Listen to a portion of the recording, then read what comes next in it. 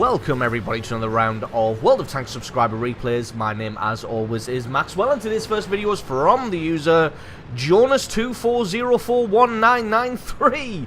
That's Jonas24041993, and he's driving the 59-16 on a standard battle on the steppes. I think for ease sake, we're just going to call him Jonas from now on, and the 59-16 is a tier 6 Chinese light tank, the one that gets that auto-loader cannon, although its cannon isn't particularly good as it is. This one is a tier 9 battle, so obviously Jonas is going to have to play the scouting role more than anything else. But this thing is pretty damn fast and maneuverable. As you can see on a flat surface, it gets up to about 60 kilometers an hour, and it's pretty damn maneuverable. Don't think you can rely on its lovely sloped armor, though. It's not going to bounce very many shots. And the cannon on this thing is going to have a really, really bad time trying to penetrate anybody from the front.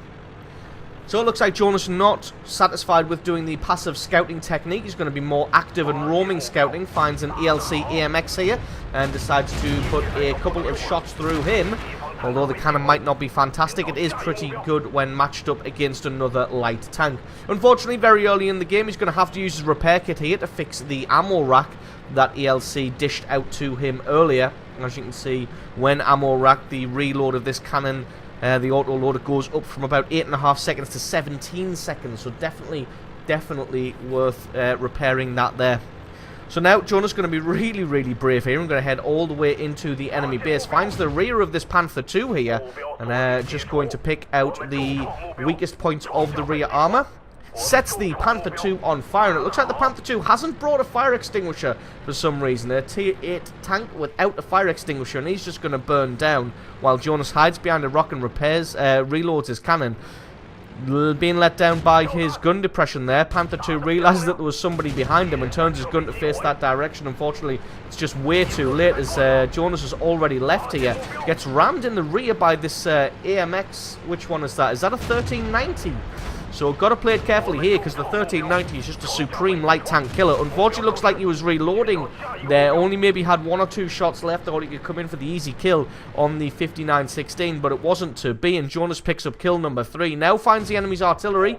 Unfortunately, bounces that first one and the second one. As you can see, the cannon of this thing, not fantastic. But the other shots all find their mark apart from that last one there. Got to play it careful. The artillery has his shot and misses. Really should be starting to run right about now. As you see, already is starting to run. The T-32 driving past in the foreground there. Don't know why he didn't stop to help his fellow artillery. But as it is, Jonas takes out that guy and picks up kill number 4 now.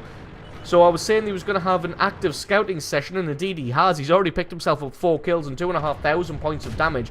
Finds a GW Tiger, spends enough time aiming here. GW Tiger going to back off after taking a little bit of damage, but he gets set on fire as well, and that's kill number 5. So it's been a fast and furious match so far. He might not have a very good cannon coming up against the front of heavy tanks, but coming up against the sides and rear and against that artillery, this thing is just a supreme killer. Now he's going to be trying to hunt down this T-25-2, but there is still another GW Tiger P, so has to be careful, because if he gets derped, even if it lands on the terrain near him, it's going to be enough to take him out here. Finds the rear of this T-25-2, he's just fired, so this is going to spell trouble for this guy. Unfortunately, he's got 850 hit points, which is too many for Jonas to be able to take out. Luckily, though, the T-25-2 has a terrible turret and body traverse, and hopefully he can reload in time, but let down a little bit by his gun depression there. Just going to head around the corner as the T-25-2 tries to run away, and he gets taken out, and that's kill number 6 now, and almost 3,500 points of damage. Just having a scout on this flank, trying to find the last artillery piece. He's almost certainly going to be pushed up somewhere on this flank, as nowhere else is really safe. Got to be careful here as this SU-101 is coming in with murder and intent in his eyes. Jonas just deciding that discretion is the better part of valor and tries to run the hell away. This 5100 is 5120 even is dropping back. It looks like he's probably reloading his cannon as well. And the paper-thin armor of this French tank is going to be no match for the cannon of Jonas here. He tries to take him out, not quite missing with that last shot, and he has to wait a good 8.5 seconds to reload. But as it is, the FCM-50T takes that guy out, and the SU-101 is still alive, but everybody is just closing the net in around this guy. Got to play it careful though, because the SU-101 is almost certainly going to go for the easy target, and that just leaves the artillery, which is now taken out by the IS-3, and that's GG and the victory. So absolutely awesome game there from Jonas, picking himself up a Top Gun medal in a Tier 6 light tank in a Tier 9 game with 3,500 points of damage. Absolutely awesome replay from you, Fast and Furious. So thanks very much for sending that one in. Don't forget to stick around, because as always, the score screens and another game are coming right up.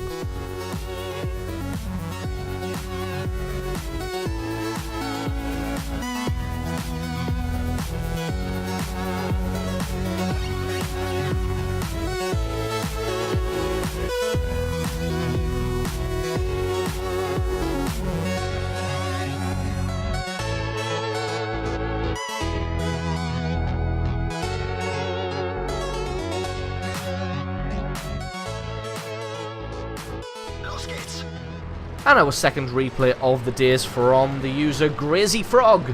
That's Grazy Frog. And he's driving the VK3601H on a standard battle on Severogorsk. Eagle-eyed among you may notice that this is still the 8-point-whatever Severogorsk. It's not the one that's been updated to 9.0 yet, and that's just because I'm still making my way slowly through all of the 8-point-whatever replays before we get onto the 9.0s. So, this is probably going to be one of your last looks at the old Severogorsk, so take it in, breathe it in, have a good look, and remember how crap it used to be and how crap it still is. So, onto this replay at hand. Grazy Frog going to be heading over to the right-hand flank straight away in his 3601, the darling of the German tech tree. Used to be a medium tank, and when it was pretty damn fantastic, especially with that Cornish cannon. Now that it's been upgraded to a heavy tank, not quite as... how should we say, not quite as good as the medium version, strangely. Grazy Frog not really paying attention, driving straight into somebody's house there. He's probably too busy checking the map and seeing if he can get a shot on this T-49. As it is, though, the T-49 hidden well on top of the hill. Oh, there he is there. Grazy Frog can have a shot at him and takes him out. Picks up his first kill, first shot of the game. So, fantastic start. And trust me, the way this replay is going to go, that is going to be a bit of a theme. But Grazy Frog crashing into a giant pile of dirt now, before heading on off to the top of the hill. Season E2 Sherman, that's just taken out his ally in the T-49. Got to be careful here. Going to speed this one up a little bit, because this tank isn't known for its speed. Even when it was a medium, wasn't the speediest tank on the block. Finds a Type 58 and kills a Type 58. That's 2 shots, 2 kills so far. He's just going to be having a look here at the ARL. Unfortunately, he doesn't get 1 shot, 1 kill on him, because it would have to be an ammo rack if he did. But it looks like the ARL's not really paying attention. And Grazy Frog gets a lovely shot through the top of his turret there. And this ARL not doing a good enough job of hiding himself. And he gets himself taken out. And that's Grazy Frog's 3rd kill now. Most of the allied teams seems to have arranged themselves on that left-hand flank. Nobody really going into the middle, which is a little bit of a shame, because that's mostly where the enemy has placed their tanks. It looks like they must have had a chat before the battle started that they wanted to all basically rush middle. Gets a lovely shot on the Wolverine's track there, take that out, and then he's going to start putting shots through the side of his armor. Hopefully he can take him out before he realizes where he's been shot from. Fades back away, but he's probably still going to be there, and indeed he is. But it looks like the ARL 44 has taken him out. Gunner got killed, and turret's been damaged. So, gonna have to keep in mind that the turret of this thing isn't going to rotate particularly quickly. Finds an AT2 here, who's presented all of his side and rear armor. He stops, but he gets a lovely shot on his tracks there. And one more hit. Nope, that one bounced. You can see he's already thinking about going for the light tank there, but hasn't quite taken out the AT2. So he's just sitting on this hill, just picking off fools here who are making a ridiculous daylight charge across the minefield through the center of the map here. And Grazy Frog just picking them off with impunity. Gets a lovely hit on that T-40, who should have really started making his way towards cover as soon as he takes his first hit. But as it is, he becomes Grazy Frog's kill number 5.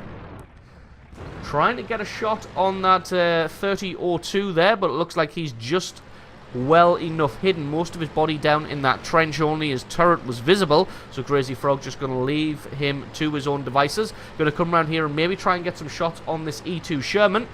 Probably doesn't know that he's here.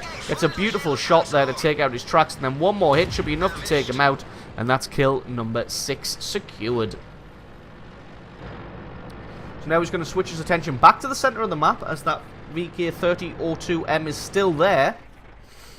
But it looks like the entire team has just evaporated on that far left-hand flank. Only that ARL-44 left, who's got himself a kill as well. It looks like he's coming down to try and take out the 3002 in the trench. Crazy Frog not got a shot on him, but he might have something on this KV-1 as he goes past the buildings. Indeed he does, but he bounces on the trollish rear armor of that KV-1. Now just got to try and prioritize his target. That KV-1 still pushing forward, but he looks like he's dropped down into the ditch as well. And Crazy Frog just staying here and gets a lovely shot on the 3002 there to take him out and pick up kill number 7. Can he do the same to this Hellcat? Hellcat is actually one of the, well, not one of, he is the best player on the team, so he's probably not going to make an easy target of himself. That KV-1 still down in the ditch. The Hellcat advancing towards the base. Crazy Frog has a shot into the fog of war as he fades away, and he's going to get himself into cover as he doesn't want to take any hits from that Hellcat. But he's still looking reasonably healthy, and they've still got that M8A1 camping right at the back there. Not really sure what he's going to be able to achieve, especially with none of the enemy being spotted.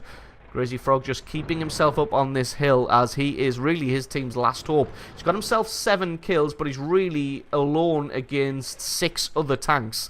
As I don't think that M8A1 is going to be much of a help. I mean, he says he's a 67% player, but he's got less than 1,000 battles. Oh, and then all of the enemy tanks pop into view. Crazy Frog going to be concentrating on trying to take this Hellcat out first, because he's the biggest threat, especially with his stats and the tank and cannon that he's got. And he takes him out in short order. Can he reload in time to get a shot on the rear of this 3601H, his counterpart? Indeed he can, but he just about fades back into the fog of war, and this is himself alone against 5 tanks now, and it looks like most of them are making a beeline towards the cap circle.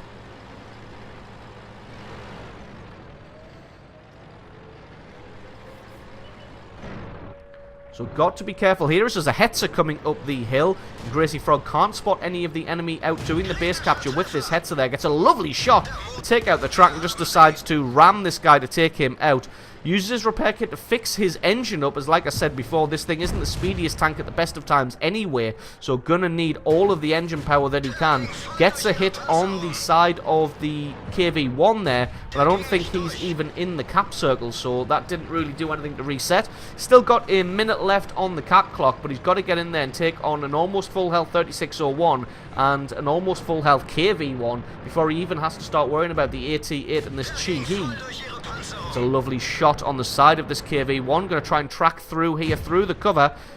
Takes his shot. Unfortunately, it just takes out the cover. Doesn't actually go through and damage the KV-1. He's taking hits now from the 3601, so he's got to get himself behind this pile of dirt here, just so that he's only facing one target. Angling himself beautifully against this KV-1. This KV-1 can't find a point to do any damage. I think, to be honest, he's probably got the stock cannon there. KV-1 starts to make a run for it. He gets himself behind a dirt pile here, so at least he's managed to survive for the time being, and Crazy Frog's not going to have any of it. He's going to push on forward, knowing that he's probably pretty safe against this KV-1.